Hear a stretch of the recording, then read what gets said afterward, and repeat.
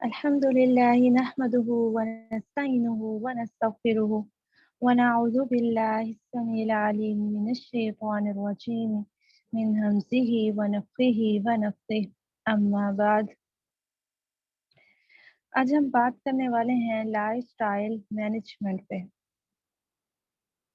اور یہ خاص ہے موضوع ان کے لیے جو اپنی زندگی سے محبت کرنے والے ہیں، کیونکہ جو اپنے آپ سے محبت نہیں کرتا وہ اپنے آپ کو بچانے کے لیے بھی کوشش نہیں کرتا، وہ اپنی ذات کے لیے بھی کچھ نہیں کر پاتا۔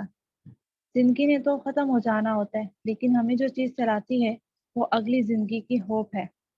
موت کے بعد کی زندگی پر یقین رکھنے والوں کے لیے بہت سی چیزوں کو چھوڑنا اور اپنانا آسان ہو جاتا ہے۔ تین چیزوں پہ آج ہم بات کریں گے، خاص طور پہ جو وضاحت طلب ہیں۔ سب سے پہلی ہے لائف، زندگی۔ ہم اس بات پر یقین رکھتے ہیں کہ ہمیں کوئی پیدا کرنے والا ہے، لیکن مرضی اس زندگی میں ہم اپنی کرتے ہیں۔ زندگی کے حوالے سے کچھ غلط کنسپٹ بھی ہیں۔ ایک تو یہ کہ آٹومیشن ہے، خود ہی سے کائنات جو ہے وہ قائم ہو گئی، ایک دھماکہ ہوا۔ دوسرا کنسپٹ یہ رکھا ہوا ہے کچھ لوگوں نے کہ انسان جو ہے وہ بندر کی اولاد ہے، ان میں کچھ تبدیلی آئی تو تبدیلی آتے آتے انسان بن کے، جبکہ ایسا نہیں ہے، یہ غلط کنسپٹ ہے۔ ہم اپنی زندگی کے مالک نہیں ہیں اور ہمیں اللہ نے بنایا ہے۔ وہ جانتا ہے اس زندگی کو کیسے گزارنا ہے۔ زندگی جس سے ہمیں پیار ہے وہ روٹ جانے والی ہے۔ اب دیکھیں، دنیا میں کوئی بھی اگر ہم مشینری خریدتے ہیں، واشنگ مشین لے لیں آپ یا اوون لے لیں، کوئی بھی، اس کے ساتھ ایک مینول ہوتا ہے جس میں طریقہ کار بتایا ہوتا ہے کہ اس مشینری کو آپ کیسے استعمال کر سکتے ہیں، اور یہ کب تک درست چل سکتی ہے، کب یہ ختم ہو جائے گی، اور کیسے اس کے اندر خرابی پیدا ہو جائے گی اگر اس طرح سے نہ استعمال کیا تو خراب ہو جائے گی۔ ہماری زندگی پیدا کرنے والے نے ہمیں بھی ایک مینول دیا، ایک دائرہ کار دیا، اور بتا دیا کہ اگر اس کے مطابق زندگی کو لے کر چلیں گے تو ہم کامیاب ہو جائیں گے، اور اگر اس کے مطابق اپنی زندگی کو نہیں لے کر چلیں گے تو ہم اپنے اوپر ظلم کریں گے، ہم اپنے آپ کو خراب کر لیں گے۔ اور وہ کیا ہے؟ وہ قرآن میں موجود ہے، دین اسلام ہے۔ ان الدین عند اللہ الاسلام، کہ اللہ تعالیٰ کے نزدیک دین جو ہے وہ اسلام ہے۔ وَمَن يَبْتَغِ غَيْرَ الْإِسْلَامِ دِينًا فَلَن يُقْبَلَ مِنْهُ، جو کوئی اسلام کے علاوہ کوئی دین لائے گا تو وہ ہرگز اس سے قبول نہیں کیا جائے گا۔ اور زندگی جو ہے، جس نے ہمیں پیدا کیا ہے، زندگی دی ہے، وہ ہمیں موت بھی دے گا، جسے قرآن میں اللہ تعالیٰ بارہا فرماتے ہیں زندگی اور موت کے حوالے سے۔ جیسے ایک آیت ہے، کیف تکفرون باللہ، تم کیسے اللہ تعالیٰ کا انکار کر سکتے ہو، وکنتم امواتا فاحیاکم، تم مردہ تھے تو اس نے تمہیں زندہ کیا، ثم یمیتکم، وہ پھر تمہیں موت دے گا، ثم یحییکم، وہ پھر تمہیں زندہ کرے گا، ثم الیہ ترجعون، تم اسی کی طرف لوٹائے جاؤ گے۔ کل من علیہا فان، ہر چیز فانی ہے، ہر چیز سے ختم ہو جانا ہے۔ یہ زندگی فانی ہے، اصل زندگی آنے والی زندگی۔ اس زندگی میں وہ لائف سٹائل اپنانا ہے جو اگلی زندگی میں ہمیں فائدہ دے دے۔ عمل سے زندگی بنتی ہے، جنت بھی اور جہنم بھی، باتوں سے نہیں کچھ بھی بنتا۔ الذی خلق الموت والحیات لیبلوکم ایکم احسن عملا، سورہ ملک کی آیت نمبر 2، جس میں آتا ہے اللہ تعالیٰ نے زندگی اور موت کو پیدا کیا۔ کیوں پیدا کیا؟ آگے وجہ بتائی، تاکہ وہ آزمائے کہ کون تم میں سے احسن اعمال کرنے والا ہے۔ تو اصل میں ہم بھیجے گئے ہیں دنیا میں اپنے رب کی عبادت کے لیے، رب کو راضی کرنے کے لیے، اور ایک دوسرے سے اعمال میں سبقت لے جانے کے لیے، نہ کہ دنیاوی معاملات میں، دنیا کے مال میں، دنیا کی جائیداد میں، اسٹیٹس میں۔ ہماری زندگی محض مادی زندگی نہیں ہے۔ موت کے بعد یہ جسم اگرچہ گل جائے، جلا دیا جائے، لیکن ریڑھ کی ہڈی بچ جاتی ہے، اسی سے دوبارہ سے زندگی نکل آتی ہے۔ دوسری چیز ہے روح۔ اللہ نے اپنی روح پھونکی ہے، جب یہ نکال لی جاتی ہے تو زندگی ختم ہو جاتی ہے۔ اور پھر اس کے بارے میں ہمیں آتا ہے، نیک روح کو جو ہے وہ نکالنے کے لیے خاص فرشتے آتے ہیں، نورانی فرشتے آتے ہیں، خوشبوئیں لے کر آتے ہیں، بہت آسانی کے ساتھ نیک انسان کی روح کو نکال کر آسمانوں کی طرف لے جایا جاتا ہے، جس کے لیے دروازے کھولے جاتے ہیں۔ طویل حدیث ہے۔ لیکن جو بد روح ہوتی ہے اس کے لیے جو ہے وہ خوفناک قسم کے فرشتے آتے ہیں، جو دیکھنے میں بھی جن سے خوف آ رہا ہوتا ہے، جن کی دہشت ہوتی ہے، اور ان کے پاس جو ہے خوشبو کی بجائے بدبو ہوتی ہے، اور اتنی تیزی سختی کے ساتھ جو ہے استغفراللہ بدروح کی جو ہے وہ روح نکالی جاتی ہے، گناہگار کی روح نکالی جاتی ہے۔ مثال کے طور پہ جیسے باربی کو جب بناتے ہیں جو راڈس استعمال کیے جاتے ہیں، ان وائرس کو اگر آپ گرم کریں، سرخ گرم، اور اس کے بعد بھول کے کسی سویٹر کے اندر سے گزاریں تو اس سویٹر کے کیا حشر ہوگا۔ یہ مثال دی گئی کہ اس طرح سے بدروح کی روح نکالی جاتی ہے اس کے جسم میں سے، استغفر اللہ۔ تیسری چیز ہے عقل۔ زندگی عقل، جسم اور روح کا مرکب ہے۔ جیسے مادی ضروریات ہیں، اسلام ہمیں بتاتا ہے، ایسے ہی روحانی اور عقلی ضروریات بھی ہیں۔ بیلنسڈ زندگی گزارنی ہے۔ نہ مال نال زندگی، نہ زال نال زندگی، خیال نال زندگی، خیال نال موت۔ رسول اللہ صلی اللہ علیہ وسلم جب صبح کرتے دعا دہرایا کرتے تھے کہ ہم نے دین ابراہیمی پر صبح کی، اور ایسے ہی درود میں بھی ابراہیم علیہ السلام کا ساتھ ذکر آتا ہے۔ ابراہیم علیہ السلام کی یادیں ہر جگہ میں نظر آتی ہیں۔ خانہ کعبہ ہے، آب زمزم ہے، زمزم جو ہے برکت والا پانی، انہیں مثال بنا دیا گیا۔ صفا مروہ پر دوڑنا جو ہے حج کے مناسک میں شامل کر دیا گیا۔ ابراہیم علیہ السلام نے اپنے بیٹے کی قربانی کی، جیسے سورہ البقرہ میں بھی آتا ہے، اللہ تعالیٰ نے کہا کہ جب اس کے رب نے اس سے کہا اسلم تو، فرما بردار ہو جاؤ، تو جواب کیا دیا، قال اسلمت لرب العالمین، میں فرما بردار ہو گیا رب العالمین کے لیے۔ ہمیں بھی یہی جواب دینا ہے انشاءاللہ کہ ہم اپنے رب کے فرما بردار ہیں، رب کی باتوں کو ہم نے سنا اور ہم اطاعت کرتے ہیں۔ ابراہیم علیہ السلام نے اپنی نسلوں کی فکر کی تھی، جیسے قرآن میں آتا ہے، اس کی وصیت ابراہیم نے اپنے بیٹے اسماعیل اور یعقوب کو کی، اے میرے بیٹو، بے شک اللہ نے تمہارے لیے دین کو پسند کیا اور تمہیں موت نہ آئے مگر اس حال میں کہ تم اللہ کے فرما بردار ہو۔ کیا تم اس وقت موجود تھے جب یعقوب پر موت آئی؟ یعقوب کی موت کا جب وقت آتا ہے تو وہ بھی نصیحت کرتے ہیں، میرے بعد تم کس کی عبادت کرو گے؟ آگے سے جواب آیا، انہوں نے کہا ہم آپ کے باپ ابراہیم، اسماعیل اور اسحاق کے رب کی، اسحاق کے معبود کی عبادت کریں گے اور ہم اس کے لیے فرما بردار ہیں۔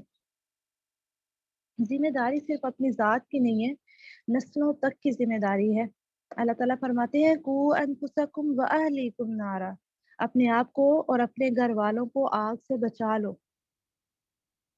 تو یہ ہماری ذمہ داری ہے کہ ہم اپنے آپ کو بچا لیں، اپنے ارد گرد والوں کے لیے، اپنی نسلوں کے لیے فکر مند ہو جائیں کہ کیسے انہیں آگ سے بچانا ہے۔ اللہ کے سامنے مکمل طور پر سر جھکانا ہے، یہی اسلام ہے، یہی فرما برداری ہے۔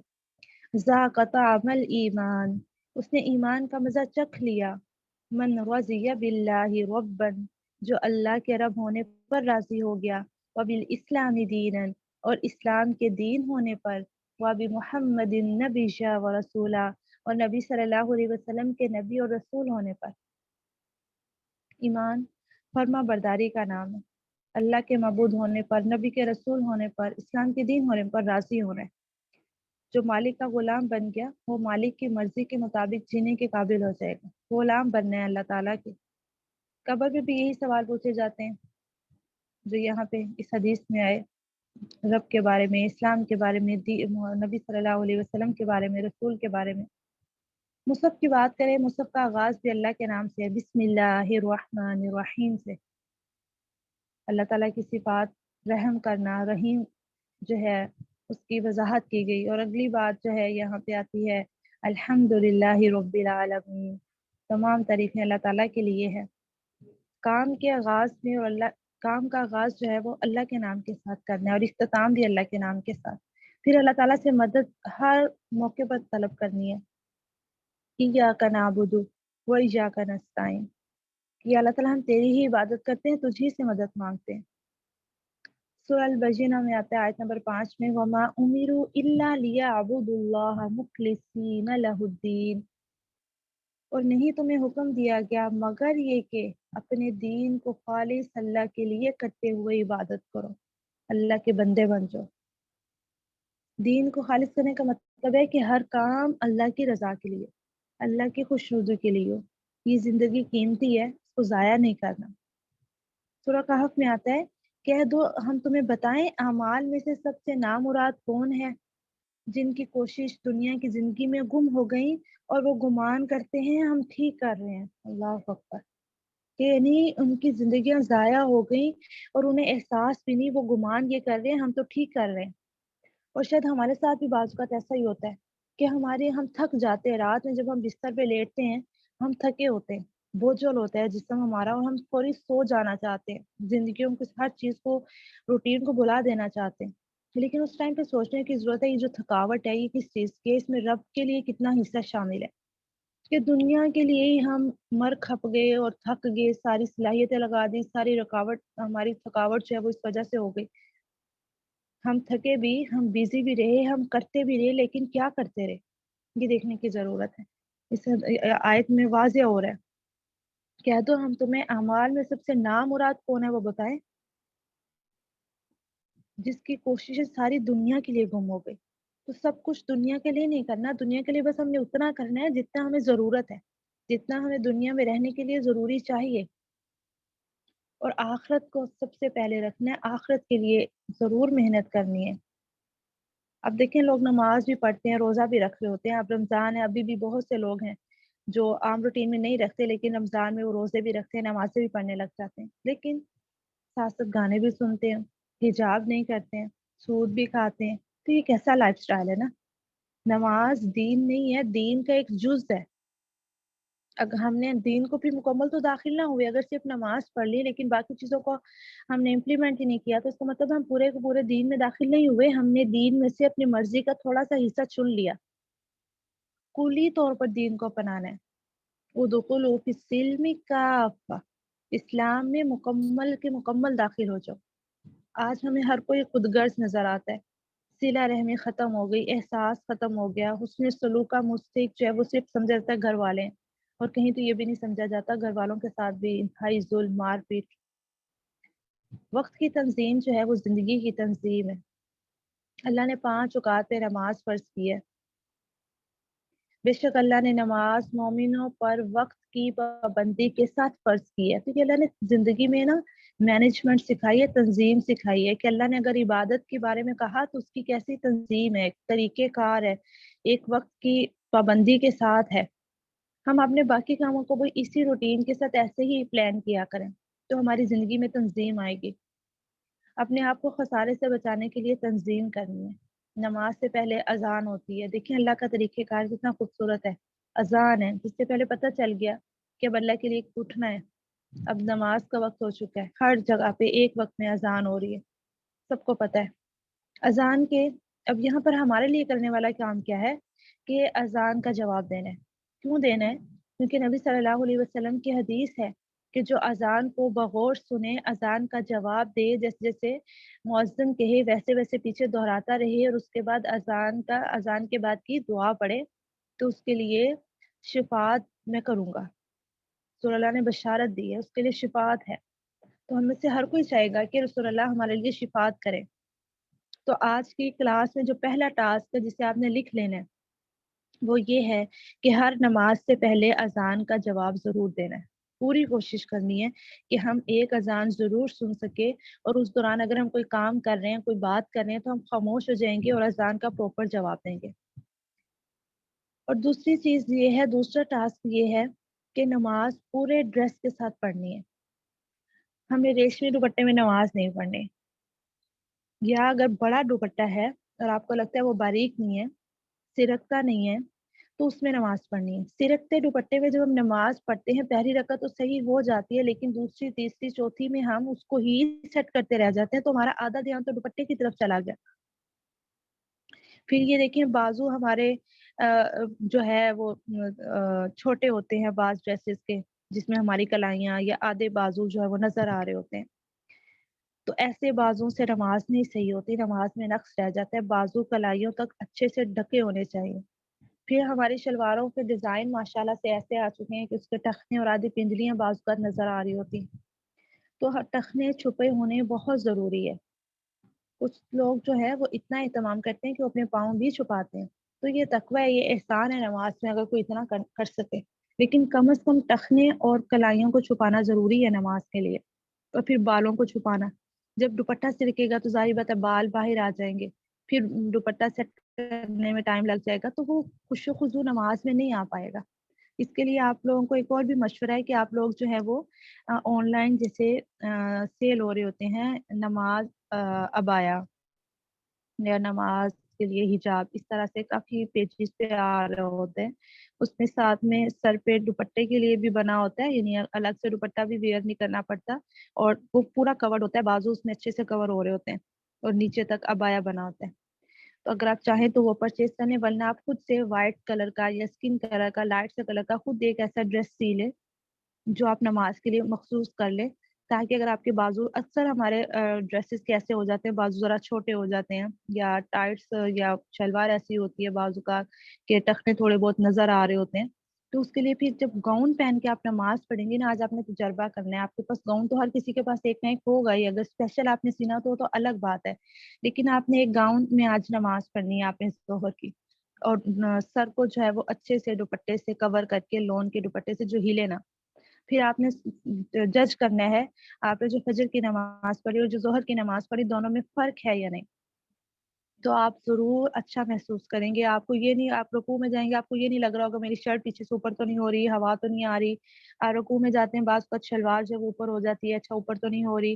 آپ سجدے میں جاتے ہیں تو ایسا فیل ہوتا ہے کہ قمیض خراب تو نہیں ہوگی، آگے پیچھے تو نہیں ہوگی، مطلب آپ بالکل، آپ کا دھیان جو ہے نا پھر وہ خشوع و خضوع کی طرف ہوگا، نماز کے الفاظ پہ ہوگا، اور آپ محسوس کریں گے اللہ تعالیٰ کی نظروں کو، اور آپ واقعی میں اللہ تعالیٰ سے اس ٹائم پہ پھر ملاقات خود محسوس کر رہے ہوں گے، آپ اللہ تعالیٰ سے باتیں کر رہے ہیں، اللہ تعالیٰ جواب دے رہے ہیں، تو اس سے جو ہے وہ نماز میں بہتری آئے گی، اور ایسی نماز ہے جو پھر ہمیں برائی اور بے حیائی سے بچاتی ہے۔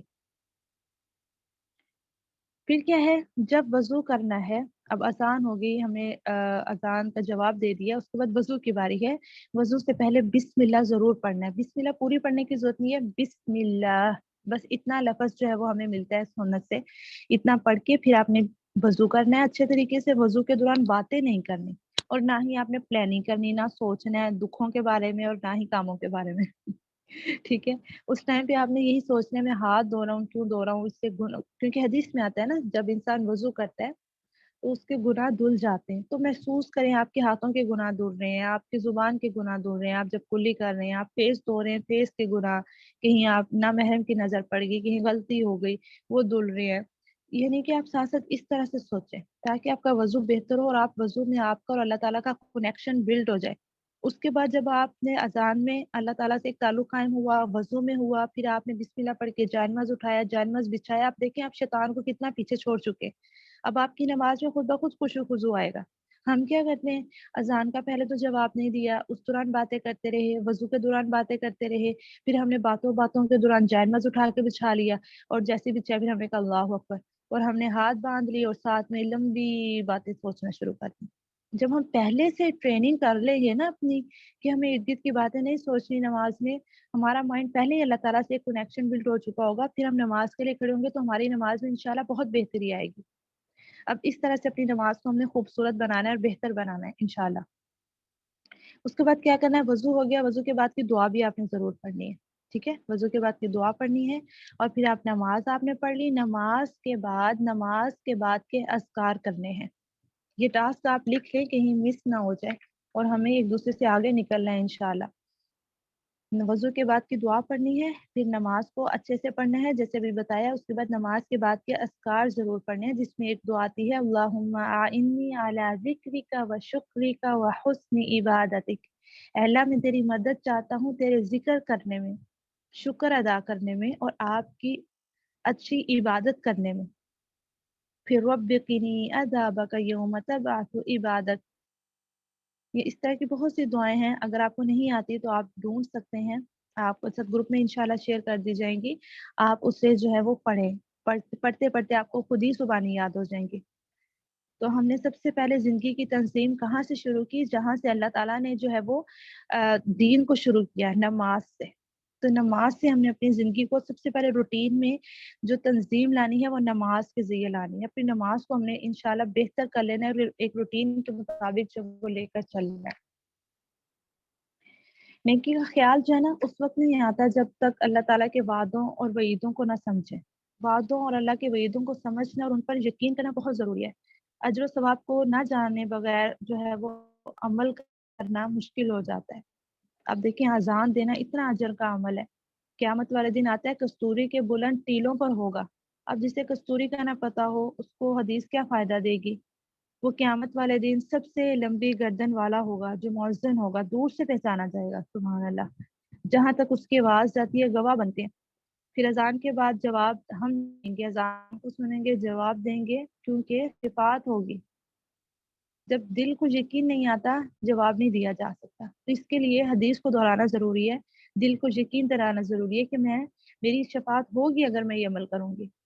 حق کیا ہے؟ اذان کا جواب دینا حق ہی ہے، اور پھر حق کی تلقین کرنا، دوسروں کو اس بات کی تلقین کرنی ہے۔ سورہ العصر میں پڑھا تھا نا ہم نے، والعصر ان الانسان لفی خسر، زمانے کی قسم تمام انسان خسارے میں ہے، الا الذین آمنوا وعملوا الصالحات وتواصوا بالحق وتواصوا بالصبر، سوائے چار لوگوں کے بتایا، سوائے ان لوگوں کے جو ایمان لائے، جنہوں نے نیک اعمال کیے، تواصوا بالحق کیا، حق کی تلقین کی اور صبر کی تلقین کی۔ تو حق کی تلقین کرنی ہے، ساتھیوں کو بتانا ہے۔ کامیابی کا سٹینڈرڈ جو اللہ نے بتایا ہے اس کو دیکھنا ہے۔ قد افلح من زکاہا، جو متقی ہے، جو زکا والا ہے، وہ کامیاب ہو گیا۔ قد افلح المؤمنون، مومنین جو ہیں وہ کامیاب ہو گئے۔ تو اذان کا جواب ہمیں دینا ہے ثواب کی امید رکھ کر، اور اپنا محاسبہ کرنا ہے کہ اذان کا جواب آج دیا، آج کتنی اذانوں کا، آج کتنی نماز سے پہلے اذان جواب دیا، 5 سے پہلے دیا یا 4 سے پہلے یا 3 سے پہلے، کتنی بار مس ہو گیا۔ تو جتنی بار مس ہوا مطلب اتنا ہمارا لاس ہوا۔ اگر ہم اذان کا جواب نہیں دے سکے تو ہمارا لاس ہوا۔ نماز کے بعد کے اذکار کیے، آج یہ نہیں کیے تو اس کا مطلب ہے اتنا ہمارے اندر کھوٹ ہے، اس کھوٹ کو پکڑ کے باہر نکالنا ہے، اپنے آپ کو پاک کرنا ہے کھوٹ سے، اور اللہ سے مدد کرنی ہے۔ اس کے کرنے سے ہی جو ہے وہ اللہ تعالیٰ کی مدد سے ہی، دعا کرنے سے ہی ہم جو ہے وہ نیکیاں بھی کر سکتے ہیں۔ ایاک نعبد و ایاک نستعین، کہ دعا مانگتے رہنا ہے، چلتے پھرتے دل کے یقین کے ساتھ، یا اللہ ہماری مدد کیجیے، ہم اچھا انسان بننا چاہتے ہیں، ہم آپ کی اطاعت کرنا چاہتے ہیں۔ اگر اذان کے بعد کی دعا نہیں کی، نماز کے بعد کے اذکار نہیں کیے، تو پھر اس جگہ پہ میں نے اور کون سی نیکی کی، یا اس جگہ پہ میں نے پھر کون سا کام کیا؟ وہ خیر کا کام تھا یا دنیاوی کام تھا؟ یعنی اپنا محاسبہ جب ہم کریں گے تو ہمیں احساس ہوگا میں نے کیا کرنا تھا اور کیا کیا۔ ایمان اور عمل صالح کے لیے تواصو بالحق اور تواصو بالصبر کی ضرورت ہے۔ ہمیں بھی ضرورت ہے کوئی ہمارے ساتھ تواصو بالحق کرے، تواصو بالصبر کرے، اور ہمارے ارد گرد والوں کو ہماری ضرورت ہے کہ ہم انہیں حق کی تلقین کریں، صبر کی تلقین کریں۔ الدین یسر، دین آسان ہے، لیکن اس کے لیے جس کے لیے اللہ آسان کر دے، تو اللہ سے دعائیں کرنی ہے کہ اللہ میرے لیے آسان کر دے اس دین کو۔ رسول اللہ صلی اللہ علیہ وسلم نے فرمایا 5 چیزوں کو 5 سے پہلے غنیمت جانو، اپنی جوانی کو اپنے بڑھاپے سے پہلے، اپنی فرصت کو مشغولیت سے پہلے، اپنی صحت کو مال سے پہلے، اپنی مالداری کو فقیری سے پہلے، اپنی زندگی کو موت سے پہلے۔ فکر کر لینی ہے ہمارے پاس جو نعمتیں ہیں ان سے فائدہ اٹھا لیں، اس سے پہلے کہ بڑھاپا آ جائے یا ہم کسی مشکل ترین مشغولیت میں شامل ہو جائیں، ہم باہر ہی نہ نکل پائیں، یا ہمارے پاس سے مال ختم ہو جائے یا صحت ختم ہو جائے یا ہمیں موت ہی آ پکڑے، تو پھر تو کچھ بھی کرنے کے قابل نہیں رہیں گے۔ ابا واستکبر وکان من الکافرین، شیطان کے بارے میں کیا آتا ہے؟ اس نے انکار کر دیا اور تکبر کیا اور پھر کافروں میں سے ہو گیا۔ تو یہ شیطان کی جو صفات ہیں ان سے کوسوں دور رہنا ہے، نہ تو انکار کرنا ہے، ایک تو انکار ہے نا ہم زبان سے انکار کرتے ہیں، ایک ہے انکار عمل سے ہوگا۔ اگر ہم اذان کا جواب نہیں دے رہے مطلب ہم عمل سے انکار کر رہے ہیں، تو انکار نہیں کرنے والوں میں نہیں شامل ہونا، اور تکبر نہیں کرنا۔ اب دیکھیں اگر ہم ہیرے کی بات کریں، ہیرا بھی ہے تو اسے بھی تراش خراش کے قدر و قیمت والا بنایا جاتا ہے۔ تو ہماری نماز کو قدر و قیمت والا جو ہے وہ ذکر، اذان کے بعد کے جواب اور وضو بناتی ہے۔ ہم چاہتے ہیں نا ہماری نماز خوبصورت ہو جائے، قدر و قیمت والی ہو، اس کا بہترین اجر ملے، پورا پورا ثواب ملے، تو اس کے لیے ذکر چاہیے، اذان کے بعد کا جواب اور خوبصورت وضو۔ حضرت آدم علیہ السلام سے بھی دیکھیں غلطی ہوئی تھی اور شیطان سے بھی ہوئی تھی، لیکن کامیاب کون ہوا؟ جس نے توبہ کر لی وہ کامیاب ہو گیا۔ تو حضرت آدم علیہ السلام نے اپنی غلطی کو تسلیم کر لیا تھا، مان لیا تھا اور توبہ کر لی، تو اللہ تعالیٰ نے ان کی توبہ کو قبول کر لیا۔ تو ہمیں اس سے کیا بات پتہ چلی کہ ہمیں بھی اپنی زندگی کے اندر توبہ لے کر آنی ہے، غلطیاں تو ہم سے بھی ہوتی رہتی ہیں، تو ہر روز ہم نے सुबह उठकर 10 मरतबा इस्तग़फ़ार करना, अल्लाहु अकबर, अस्तगफिरुल्लाह, सुब्हानल्लाह, अल्हम्दुलिल्लाह, ये सब कलमात 10-10 मरतबा दोहराने, ताकि हमारे दिन का आगाज़ ही अल्लाह के नाम से, अल्लाह के ज़िक्र से, अल्लाह के कनेक्शन से हो रहा है। दिन के दोनों किनारों पर पढ़ना है, शाम भी इसी तरह से करनी है। ला इलाहा इल्लल्लाह, अफ़ज़लुज़ ज़िक्रि ला इलाहा इल्लल्लाह, सबसे अफ़ज़ल ज़िक्र ला इलाहा इल्लल्लाह है। अंबिया कराम कामयाब हुए, उनको जुटलाने वाले नाकाम हो गए। इब्राहीम अलैहिस्सलाम के बारे में क्या आया? इब्राहीम अल्लज़ी वफ़्फ़ा, इब्राहीम वो है जिसने वफ़ा का हक अदा कर दिया। तो वफ़ा का हक अदा करने के लिए मेहनत चाहिए। कामयाब होना है या नाकाम होना है, अपना फैसला ये हमें खुद करना है। और हमें रास्ते पता है, कामयाबी का रास्ता वो है जो रसूलुल्लाह सल्लल्लाहु अलैहि वसल्लम का रास्ता है, और नाकामी का वो है जो शैतान का रास्ता है। फिर हमने और क्या करना है? टास्क सोते सोते वक्त की दुआ पढ़नी है, सुबह उठते वक्त की दुआएं पढ़नी है, अपनी जिंदगी में दुआओं को लेकर आना है, हर अजान का जवाब देना है इंशाल्लाह, वज़ू की क्वालिटी को दुरुस्त करना है। यही चीजें पढ़ी ना अभी तक हमने। वज़ू के बाद की दुआ पढ़नी है, उसमें क्या आता है? अल्लाहुम्मा जअलनी मिनत तव्वाबीन वजअलनी मिनल मुतताहिरीन, या अल्लाह ताला मुझे तौबा करने वालों में शामिल फरमा दे, या अल्लाह मुझे पाक साफ रहने वालों में शामिल कर दे। नमाज क्या करती है? नमाज से क्या होता है? इन्ना सलात तन्हा अनिल फहशाई वल मुनकर, नमाज जो है वो बुराई और बेहयाई से रोकती है। तो हमारी नमाज हमें बुराई और बेहयाई से तभी रोकेगी जब हम नमाज सही तरीके से पढ़ें। नमाज पे हम पहले भी एक सेशन में काफी बातचीत कर चुके हैं, जिसमें हमने देखा था कि नमाज अदा करने और कायम करने में फर्क है। हदीस में आता है अंता अबुदल्लाह, बहुत प्यारी हदीस है, अंता अबुदल्लाह का अन्नका तराहु फ़इल्लम तकुन तराहु फ़इन्नहु यराक, तुम अल्लाह की इबादत ऐसे करो गोया तुम अल्लाह को देख रहे हो। अगर ऐसा महसूस नहीं कर सकते तो ऐसा तो कर सकते हो ना कि अल्लाह की नज़रों को महसूस कर लो, गोया अल्लाह तुम्हें देख रहा है। यानी दोनों में से एक चीज़ हम कर सकते हैं, या हम ये महसूस करें कि हम अल्लाह ताला को देख रहे हैं। इसके लिए बहुत आगे का लेवल चाहिए कि हम महसूस कर सकें। अगर ये नहीं, कम से कम हम इतना ज़रूर कर सकते हैं कि हम अल्लाह ताला की नज़रों को नमाज के दौरान महसूस करें कि मेरा रब मुझे देख रहा है। और हदीस में भी आता है कि जब अल्लाह का बंदा नमाज पढ़ने के लिए खड़ा हो जाता है तो अल्लाह ताला अपना चेहरा उसकी जानिब मुतवज्जो कर लेते हैं। तो हम उस वक्त महसूस करें मेरा रब मेरी तरफ मुतवज्जो है, मैं जो पढ़ रही हूँ मेरा रब सुन रहा है और मेरा रब मुझे देख रहा है, अल्लाह की नजरें मेरी तरफ हैं। तो फिर हमारी नमाज इससे मजीद बेहतर होती है। फिर हम दाएं बाएं खारिज कपड़ा ये वो इस तरफ ध्यान नहीं जाता हमारा, फिर हम फोकस होकर नमाज पढ़ते हैं। क्योंकि दुनिया में भी अगर देखें, हम अपने टीचर के सामने अगर खड़े हो तो हम कितने डिसिप्लिन से खड़े होते हैं, दाएं बाएं भी नहीं देखते, नजरें झुका के अदब से खड़े होते हैं। तो अल्लाह के सामने तो फिर हमारे अंदर खुद ही अदब आएगा, जब हमें एहसास होगा इस चीज का, वही नजरों का शऊर महसूस करने की जरूरत है, जैसे हम रोजे में करते हैं। आप देखिए, हम अकेले भी कमरे में होते हैं, हमारे पास कुछ चीज खाने वाली पीने वाली भी होती है, हमें शदीद प्यास भी लगी हो, लेकिन हम पानी नहीं पीते क्योंकि हमें पता है हमारा रब हमें देख रहा है। जितना हमें इस टाइम पे यकीन है ना अपने रब की निगाहों का, उतना ही हमें नमाज के दौरान भी होना चाहिए, हर अमल के दौरान होना चाहिए, तो हमारे अंदर तकवा आएगा इंशाल्लाह। फिर हम दुआ, जैसे दुआ की भी हमने बात की, सुबह उठने की दुआ, अल्हम्दुलिल्लाहिल्लज़ी अहयाना बादा मा अमातना व इलैहि नुशूर, अल्लाह का जिक्र के साथ, अल्लाह की हमद के साथ सुबह का आगाज। किस तारीफ है उस ज़ात के लिए, शुक्र है उस ज़ात का जिसने हमें मौत के बाद जिंदगी दी और उसी ही की तरफ हमें लौट कर जाना है। साथ ही हमें अपने आप को मैसेज दे दिया कि अल्लाह की तरफ हमें लौट कर जाना है। तो हम जरूर फिर सारा दिन जाया करने में नहीं लगाएंगे, क्योंकि हम लोग सबसे पहले अपने आप को मैसेज दे चुके हैं कि हमें अल्लाह की तरफ वापस जाना है। तो ये आज के दिन को जाया नहीं करना। हर इंसान आप देखें प्लान करता है, दुनिया में बिजनेसमैन है, वो अपने बिजनेस के हवाले से करता है कि कैसे इसमें बेहतरी लाई जाए। तो एक इंसान जो होता है, जो मोमिन होता है, उससे भी अपने आप को प्लान करने की जरूरत होती है, उसे भी मेहनत करने की ज़रूरत होती है, अल्लाह ताला से कनेक्टिविटी बनाने की ज़रूरत होती है। जितना इंसान अल्लाह ताला के करीब होगा ना, उतने ही उसके अमाल जो है वो बेहतर होंगे। तो अपनी ज़िंदगी में क्या करना है? दुआओं को लेकर आना है। अभी जो सारी बातें दोहराई उसको ज़रूर लिख लें। और उसके अलावा एक और बहुत अहम चीज़ है कि सुबह फजर की नमाज के बाद जो है हम सोएंगे नहीं।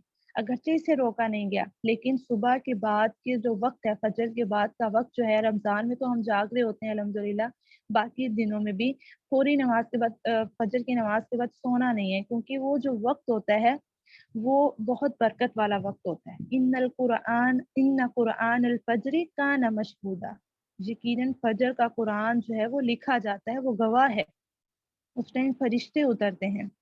तो एक पारा आपने रोजाना जरूर तिलावत करना है इंशाल्लाह। मुश्किल नहीं समझना, आपने अपने टाइम को ऐसे मैनेज करना है। अभी हम तंजीम की तो बात कर रहे हैं, आप ये नहीं कहेंगे नहीं मुझे तो स्कूल जाना होता है, ये मुझे तो यूं नहीं जाना होता है, मेरे पास तो टाइम नहीं होता। आपने उससे पहले उठ जाना है ताकि आपके पास टाइम बच जाए, आप एक पारा रोजाना जरूर तिलावत कर सकें। देखिए एक किताब है कुरान मजीद हमारे पास, अगर हम उसकी कदर नहीं करेंगे, उसको ही सारे दिन में एक पारा भी नहीं पढ़ पाएंगे, तो ये हमारी बदबख्ती है। हमें कम से कम एक पारा जरूर पढ़ना चाहिए और 30 दिन में हमें एक कुरान जरूर मुकम्मल करना चाहिए। साल हर साल गुजर जाए कुरान ही मुकम्मल ना हो तो हम कैसे मुसलमान हुए फिर। उसके बाद हम इशराक पढ़ेंगे, इशराक के बाद सो सकते हैं। ठीक है, तो कोशिश करनी है कि हम इस सुन्नत को भी जिंदा करें, सुबह के वक्त की जो बरकतें हैं उन्हें हम समेट सकें। अभी भी आप महसूस करते होंगे हम ये 30 मिनट का सेशन लेते हैं सिर्फ, लेकिन इसके बाद भी लगता है कि कितना वक्त बच गया हमारे पास और हमने कितना कुछ सीख लिया, कितने इरादे बांध लिए, उसके बाद भी नींद खत्म हो चुकी होती है और कई काम जो वो अल्हम्दुलिल्लाह सुबह में ही हो जाते हैं। तो इंशाल्लाह इन सब चीज़ों को अपनी ज़िंदगी में लेकर आना है। अभी किसी ने पूछा था अज़ान का जवाब कैसे? तो जब मौज़िन अल्लाहु अकबर कहे तो उसके जवाब में अल्लाहु अकबर कहते हैं। हर कलमा उसके पीछे दोहराते रहते हैं। जब हय्या अलस फलाह और हय्या अलल फलाह कहे तो ला हौला वला कुव्वता इल्ला बिल्लाह पढ़ते हैं। बाकी सारी अज़ान को वैसे ही दोहराते रहते हैं मौज़िन के पीछे। जब मौज़िन खामोश हो जाए उस अल्फाज को दोहरा दें। फिर वो अगला कलमात कहें तो उसके पीछे दोहरा दें। अज़ान के बाद की दुआ आपको पता होगी, वरना मैं ग्रुप में इंशाल्लाह शेयर कर देती हूँ। उसको जो है हम अपनी ज़िंदगी में लेकर आएँगे, याद करेंगे और दुआओं को तर्जमे के साथ ज़रूर पढ़ें। जितनी भी दुआएँ आप करते हैं ना अभी भी, उनका तर्जमा भी ज़रूर पढ़ें, क्योंकि तर्जमे के बगैर दुआ करने में ना वो इतनी आप कहने के वज़न नहीं होता। हम बस अल्फाज़ दोहरा रहे होते हैं। जब हमें तर्जमा भी पता चल रहा होता है ना, फिर हम बहुत स्लोली और दिल से कर रहे होते हैं कि अच्छा हम दुआ में ये माँग रहे हैं अल्लाह ताला। तो ये भी अपनी ज़िंदगी में लेकर आने की जितनी भी दुआएँ उनके तर्जुमों को भी ज़रूर पढ़ें, याद करें। अल्लाह ताला जितनी भी हमने बातें की हैं उस पर अमल की हमें तौफीक दें और हमें दूसरों तक पहुँचाने वाला बनाएँ और हमें ख़ास बंदों में अपने शामिल कर लें। नेक अमाल करने हमारे लिए आसान फरमा दें। आमीन। सुब्हानकल्लाहुम्मा व बिहम्दिका नशहदु अन ला इलाहा इल्ला अंता नस्तगफिरुका व नतूबु इलैक। अस्सलामु अलैकुम व रहमतुल्लाहि व बरकातुहू।